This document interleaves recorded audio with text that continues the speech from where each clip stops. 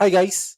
So last time pinost ko yung picture na to and madami ang nag-share, nag-react at some are asking din about the price and shop kung saan ko nabili.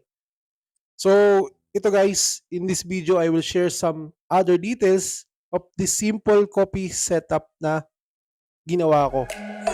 So watch this. Ito guys, magsimula tayo sa mga maliliit. Espresso glass jar. No, sa tamper. 58 yan guys. And then this is our bottomless Porta filter. Together with this mat, magkakasama yan nung binili. So ito guys is the coffee distributor. Ginagamit natin ito kasama nung Porta filter. So we will put this pag may coffee na to distribute the coffee grounds para ma-flat din yung surface. So ganun, pag mayroon na siyang coffee. And this mat guys, kasama tong binili nung espresso machine ko. And then, tong distributor din to kasama din to nabili namin doon mismo sa shop. And I will share that shop to you later. And ito guys, yung ginagamit ko ngayon na coffee grinder. This is N600. Nandito sa likod yung kanyang on and off button. Heavy duty din naman siya. And sobrang affordable lang nito. Pero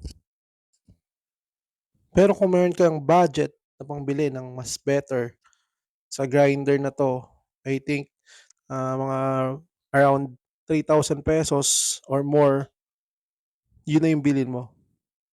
So kaya ako lang to binili before kasi that time wala naman akong espresso machine nung binili ko to. Pero kung gagamit ka ng grinder sa espresso machine, much better yung I will share some other brand sa video na i-upload natin.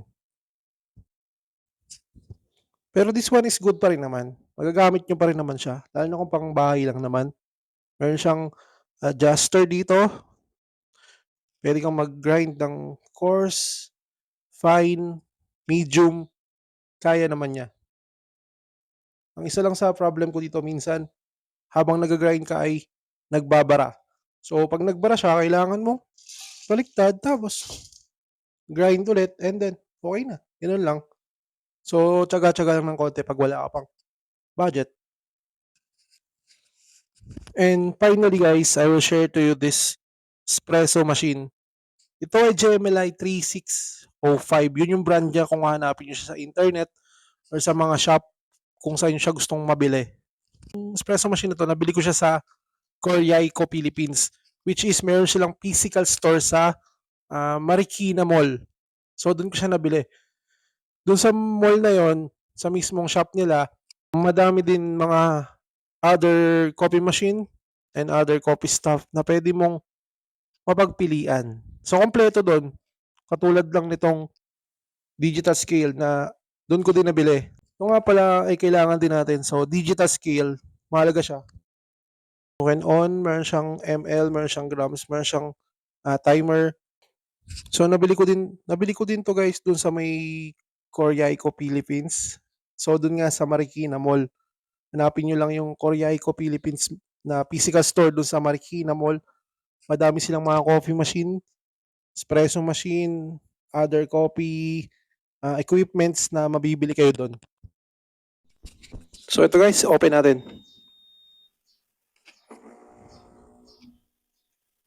Meron siyang, ito yung button for espresso. Meron ka ditong hot water. So ito yung button for hot water. Meron tayong steamer dito. Ito yung button for the steamer. So guys, meron din akong ginagamit na ito. This is what I am using para sa hot water. Ginagamit ko to para sa paggawa ng mga Americano. So this is also electric. So yung tatak niya. Mahalagang meron ka nito kung gagamitin mo yung machine sa pagbebenta ng kape. Kasi although meron tayong dito hot water for hot water, I can't say na reliable siya para sa madalas na paggamit. So ginagamit ko ito pangluglug lang nito, panghugas lang nito. Kasi medyo konti lang siya magpatulo ng water, ng hot water, and then naiingayan ako pagka masyado na siyang mainit. So kaya hindi ko siya ginagamit madalas. Mas ginagamit ko yung electric kettle.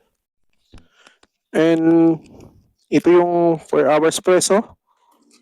So yun. We have timer and we have bar gauge. So kaya naman itong Gemini 3605 na to is very beginners friendly. Kasi kailangan natin ng timer, kailangan natin ng bar gauge para sa pag-extract ng espresso. Kaya ito yung nirecommend na bilhin ko kasi nga user-friendly siya dahil dito sa dalawa na to. Unlike the other espresso machine, wala silang ganito. So kung beginner ka lang, kailangan mo pa ng timer or kailangan mo pa ng some other stuff or equipment para mas matutunan yung basic. Kaya naman I can recommend this machine para dun sa nag-start pa lang. But still, kung meron kayong budget pang bili ng mas magandang espresso machine na may bar and timer din, much better na bilhin nyo na din yung mas maganda.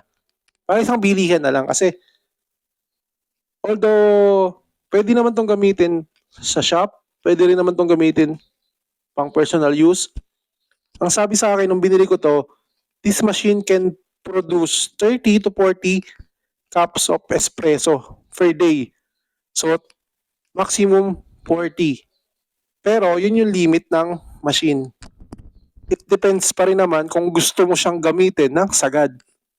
Kasi guys, on my experience, nagamit ko na to sa isang event at on that event, nakagawa kami ng 100 cups of espresso.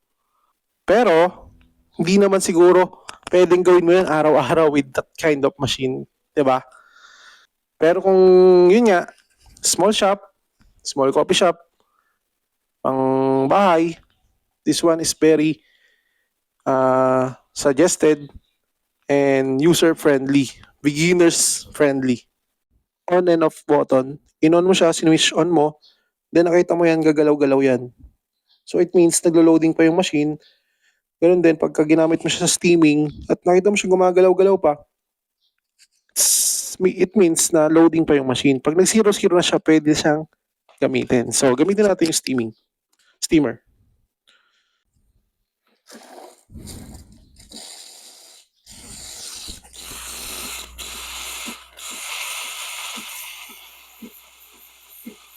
Okay, diba? Meron kang timer dito. So, nakita nyo guys, gumagalaw yung timer. So, pati yung steaming natin, meron siyang timer.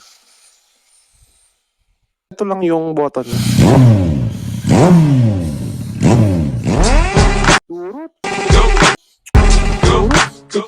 So, yun guys yung ating steamer. Alright? Sa likod ng machine, meron kang water tank. So, ayan. Yung water tank tayo dito, meron yung water tank natin sa likod. Natatanggal din siya. So, top view. So, yun na nga guys. We're done in this video. Kung meron kayong questions or meron akong mga na-miss outs na details, please feel free to comment down your questions and you can send me. You can also send me message if you have questions. So guys, thank you for watching. Stay safe and stay caffeinated. God bless everyone.